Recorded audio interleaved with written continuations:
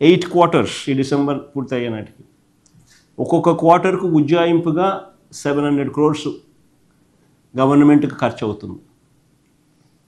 ఉజ్జాయింపుగా 700 crores into 8 quarters 5600 crores. ఉజ్జాయింపుగా ఇచ్చింది కేవలం 700 కోట్లు. 4900 కోట్లు అరియర్స్ బకాయిలు.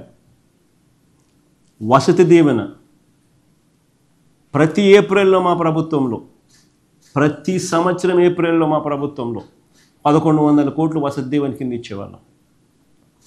అంటే పిల్లలకు బోర్డింగ్ అండ్ లాడ్జింగ్ ఖర్చుల కోసం, పిల్లలు ఇబ్బందులు పడకుండా ఉండడం కోసం, ఇంజనీరింగ్ డిగ్రీ చదివే పిల్లలకు సంవత్సరానికి 20,000 రూపాయలు అదర్ దెన్ ఫీజు రీయింబర్స్మెంట్ ఇచ్చేవాళ్ళం. పాలిటెక్నిక్ చదివే పిల్లలకు అదర్ దెన్ ఫీజు రీయింబర్స్మెంట్ 15,000 ఇచ్చేవాళ్ళం. ఐటీఐ చదివే పిల్లలకు సంవత్సరానికి అదర్ దెన్ ఫీజు రీయింబర్స్మెంట్ 10,000 ఇచ్చేవాళ్ళం వసతి దీవెన కింద. సంవత్సరానికి ప్రతి ఏప్రిల్ సంవత్సరంలో 1100 కోట్లు ఇచ్చేవాళ్ళం. ఏప్రిల్ 2024 ఎలక్షన్ కోడ్ వల్ల ఆగిపోయింది.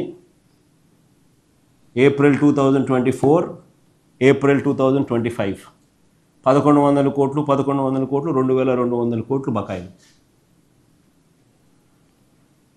విద్యా దీవెన బకాయిలు 4900 కోట్లు, వసతి దీవెన బకాయిలు 2200 కోట్లు. రెండు కలిపితే 7,100 crores డ్యూస్.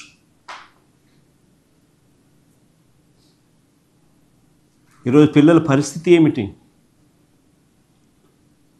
చదువులు మానేస్తూ ఉన్నారు. మనం పిల్లలకి ఇవ్వగలిగిన ఏకైక ఆస్తి ఏంటంటే చదువు. వాళ్ళ కాళ్ళ మీద వాళ్ళు నిలబడగలిగి వాళ్ళ జీవితాలను వాళ్ళు మార్చుకోగలిగిన ఆస్తి చదువు. అలాంటి వెపన్ను వాళ్ళ చేతుల్లో పెట్టడానికి చంద్రబాబు నాయుడు ముందుకు రావడం, చంద్రబాబు నాయుడు దగ్గరుండి చిన్నపిల్లల జీవితాలను చిన్నాభిన్నం చేస్తూ ఉన్నాడు. ఇంకా ఒక అడుగు ముందుకేద్దాం. ప్రభుత్వ స్కూళ్ళు ఈరోజు ఏ రకంగా ఉన్నాయని చూస్తే, ఈరోజు మీరు గమనించండి, ప్రభుత్వ స్కూల్లోకి పోయేటప్పుడు ప్రతి ఒక్కరూ ఈ మధ్యకాలంలో చిన్నపిల్లలందరూ క్యారియర్లు పెట్టుకుని పోతున్నారు. క్యారియర్లు ఎక్కువైపోయినాయి. ఆల్మోస్ట్ ప్రతి పిల్లాడు క్యారియర్లు పెట్టుకొని పోతున్నాడు. ఎందుకు అని ఒక మాట అడగండి. తిండి అస్సలు బాగలేదన్నా, తినలేకపోతా ఉన్నామన్న మాట వస్తూ ఉందా? గోరుముద్ద అన్నది గాలికి ఎగిరిపోయింది. నాడు నేడు అన్నది ఆగిపోయింది. స్కూళ్ళల్లో 3వ తరగతి నుంచే ఇంగ్లీష్ మీడియం, 3వ తరగతి నుంచే టోఫుల్ క్లాసులు నిలిచిపోయినాయి. ఐబీ కథ దేవుడు ఎరుగు, ఇంగ్లీష్ మీడియమే ఎగిరిపోయింది.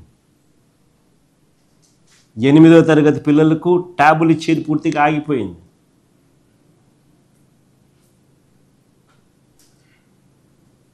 ఈరోజు పిల్లల పరిస్థితి ఎట్లుందనంటే, ప్రభుత్వ హాస్టళ్లలో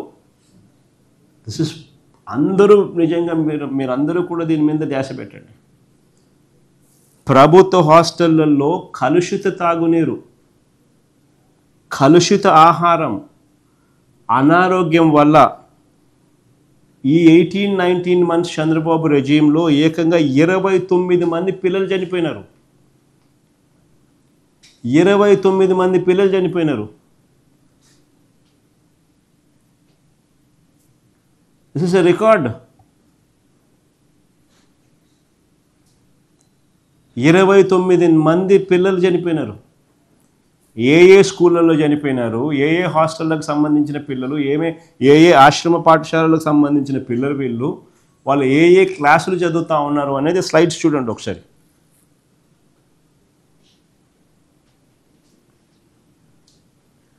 అనారోగ్యంతో మృతి చెందిన పిల్లలు పార్వతీపురం జిల్లా పువ్వల అంజలి 12 సంవత్సరాలు, కురుపాం గిరిజన ఆశ్రమ పాఠశాలలో జాండీస్తో మృతి.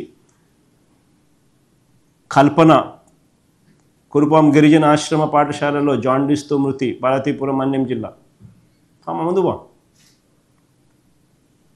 తాడంకి చిన్నారి 11 సంవత్సరాలు, మక్కువ మండలం ఎర్ర సామంత వలసలో జాండీస్తో మృతి, పార్వతీపురం మన్యం జిల్లా.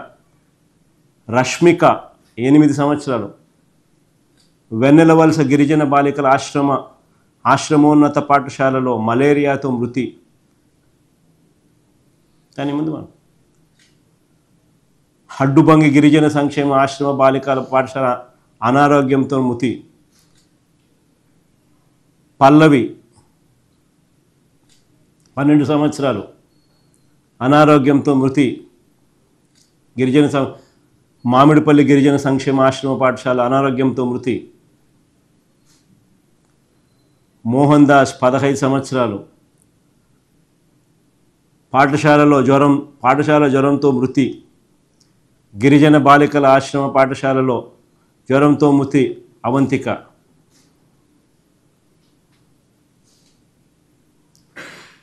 నితిన్, జీవన్ కుమార్, శ్యామల్ రావు. ఈ లిస్టు మీ అందరికీ కూడా ఇస్తున్నా, పబ్లిష్ కూడా చేయండి ఈ లిస్టు. ఇదొక రికార్డు. 29 మంది పిల్లలు చంద్రబాబు నాయుడు అధికారంలోకి వచ్చిన ఈ 18-19 నెలల్లో చనిపోయిన పిల్లలు.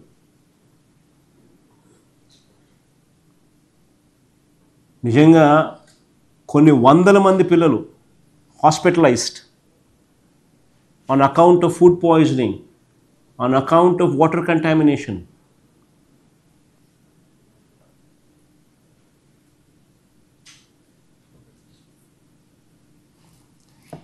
This is the plight of affairs.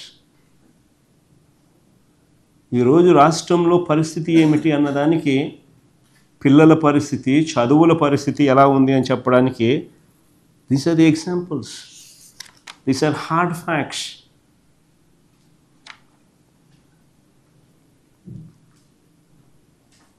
ఇంకో అడుగు ముందుకేద్దాం.